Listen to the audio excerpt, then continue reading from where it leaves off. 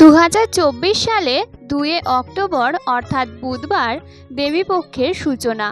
তিথি কখন শুরু, তর্পণ করার শুভ সময় কখন, এই দিন দেবী দুর্গার চক্ষুদান করার রীতি কেন প্রচলিত এবং মহালয়ার ভোরে কেন তর্পণ করা হয় ও জলদান করা হয়, এর বিশেষত্ব কী ও এই মহালয়ার দিন কি কি কাজ করা শুভ এবং কি কি কাজ করা অশুভ, এই সব কিছু প্রশ্নেরই উত্তর জানাবো আজকের এই ভিডিওটির মাধ্যমে। তাহলে চলুন আজকের ভিডিওটি শুরু করা যাক। পিতৃপক্ষ শেষ হয়ে দেবীপক্ষের শুরুর দিনটি হলো মহালয়া।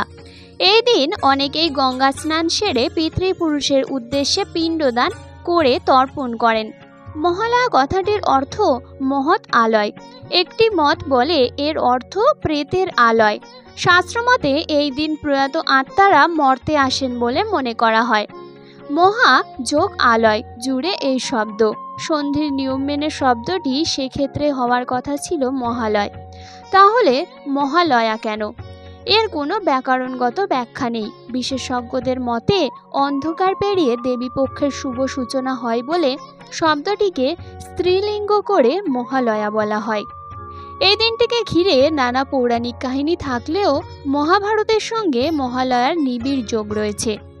মহাকাব্য অনুসারে মহাভারতের যুদ্ধে মৃত্যুর পর স্বর্গে কর্ণকে খাদ্য হিসেবে স্বর্ণ ও ধনরত্ন দেওয়া হয়েছিল।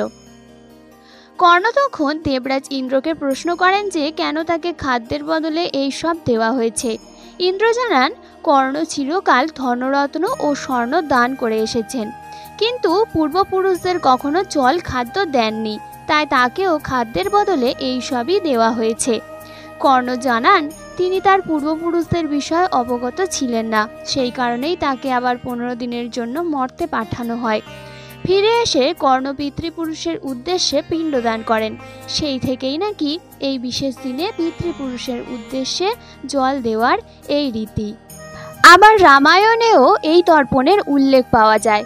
যে কোনো শুভ কাজে যাওয়ার আগে পিতৃপুরুষকে জলদানের উল্লেখ পাওয়া যায়। রাবণের সঙ্গে যুদ্ধে যাওয়ার আগে পিতৃপুরুষের উদ্দেশ্যে জলদান করেছিলেন শ্রীরাম। সেই থেকেই এই প্রথার শুরু। সূর্য কন্যা রাশিতে প্রবেশ করলে শুরু হয় পিতৃপক্ষের। শাস্ত্রমতে এই সময় পিতৃলোক ছেড়ে উত্তরপুরুষদের বাড়িতে অবস্থান করেন পূর্বপুরুষরা। এক পক্ষকালের শেষে বৃশ্চিক রাশিতে সূর্য প্রবেশ করলে পুনরায় পিতৃলোকে ফিরে যান তারা।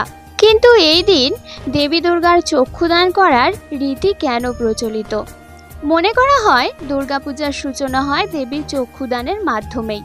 রামায়ণ অনুসারে রাবণ বসন্তকালে দেবী দুর্গার পূজা শুরু করেন, যা বর্তমানে বাসন্তী পূজা নামে পরিচিত। শ্রীরামচন্দ্র পরবর্তীকালে শরৎকালে দুর্গাপুজোর আয়োজন করেন, যা অকলবোধন নামে পরিচিত। এরপর থেকেই শারদীয়া দুর্গাপূজা চলে আসছে যুগ যুগ ধরে। আগে রাজবাড়ি কিংবা জমিদার বাড়িতেই দুর্গাপুজো হতো, রথের দিন কাঠামো পুজো হতো এবং মহাসপ্তমীর দিন নবপত্রিকা প্রবেশের পর দেবীর চক্ষুদান পর্ব হতো।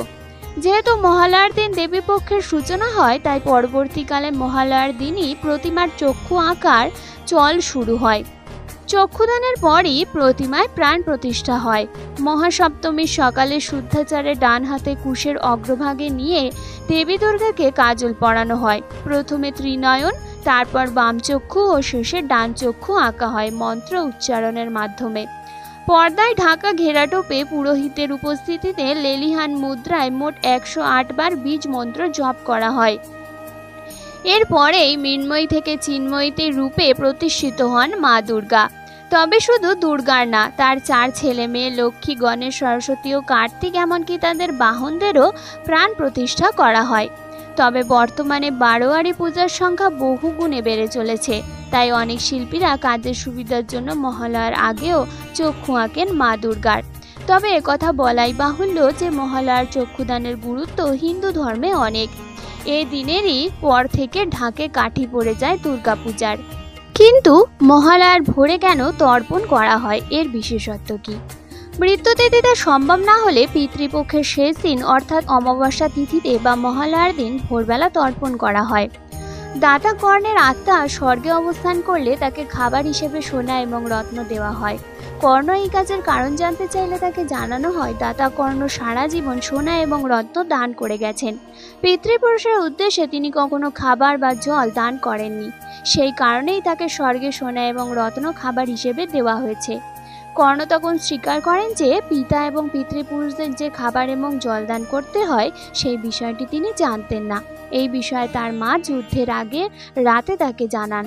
পিতৃপুরুষের উদ্দেশ্যে খাবার এবং জল প্রদান না করা তার অনিচ্ছাকৃত ভুল ছিল এবং তিনি নিজেই সেই ভুল সংশোধনের ইচ্ছা প্রকাশ করেন। তখন দেবরাজ ইন্দ্র কর্ণকে 16 দিনের জন্য মর্তে গিয়ে পিতৃপুরুষদের উদ্দেশ্যে অন্ন এবং জল দানের অনুমতি দেন। এই 16 দিনই পিতৃপক্ষ হিসেবে পালন করা হয়। ভাদ্র পূর্ণিমার পরবর্তী প্রতিপদ থেকে অমাবস্যা তিথি পর্যন্ত পিতৃপক্ষ পালন করা হয়। কিন্তু তর্পণ কি? পূর্বপুরুষ ঋষি স্বর্গীয় পিতামাতা এবং গুরুর উদ্দেশ্যে খাবার ও জল নিবেদন করে তাকে শ্রদ্ধা জানিয়ে তুষ্ট করাই হলো তর্পণ। তর্পণ বিভিন্ন প্রকারের হয়।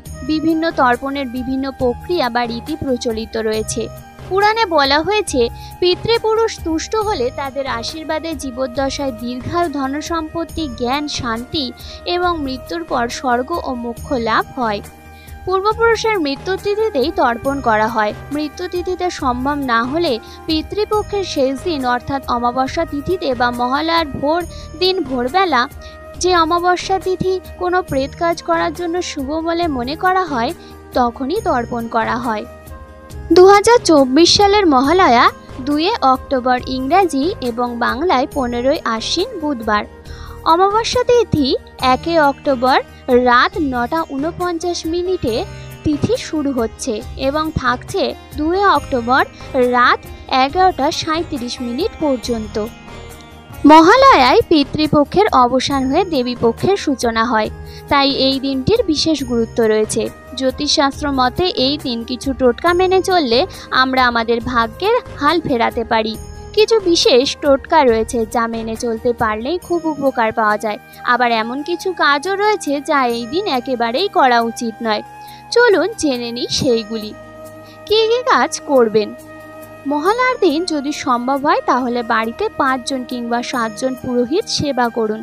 এছাড়া বাড়িতে শিশুদের খাবার খাওয়াতে পারেন, সেটাও শুভ বলে মনে করা হয়। এই দিন যে কোনো পশু পাখিকে খাবার খাওয়ানো খুব শুভ। মহালয়ার দিন পূর্বপুরুষদের উদ্দেশ্যে একটা তামার ঘটিতে কাঁচা দুধ, কালো তিল, আতপ চাল, সাদা ফুল এবং গঙ্গা জল মিশিয়ে বাড়ির কোনো ফাঁকা জায়গায় ঢেলে দিন। এই কাজটা কোনো জলাশয়ে করা যেতে পারে। মহালয়ার দিন কোনো অসহায় মানুষকে তার উপকারে লাগে এমন জিনিস দান করুন। মহালয়ার দিন বাড়িতে অবশ্যই নিরামিষ আহার গ্রহণ করুন। মহালয়ার দিন কি কি কাজ করতে নেই? এই দিন ভুল করেও চুল, দাড়ি এবং নখ কাটবেন না। এই দিন কাউকে কিছু ধার দেবেন না। এই দিন বাড়িতে কোনো মাঙ্গলিক কাজ করবেন না। যদি নতুন কিছু কেনাকাটা করার প্রয়োজন থাকে, যেমন বাড়ি, গাড়ি, তাহলে এই দিন কিনবেন না। বাড়িতে কোনো ভিখারি যদি এই দিন আসে তাহলে কোনো মতেই তাকে খালি হাতে ফেরাবেন না।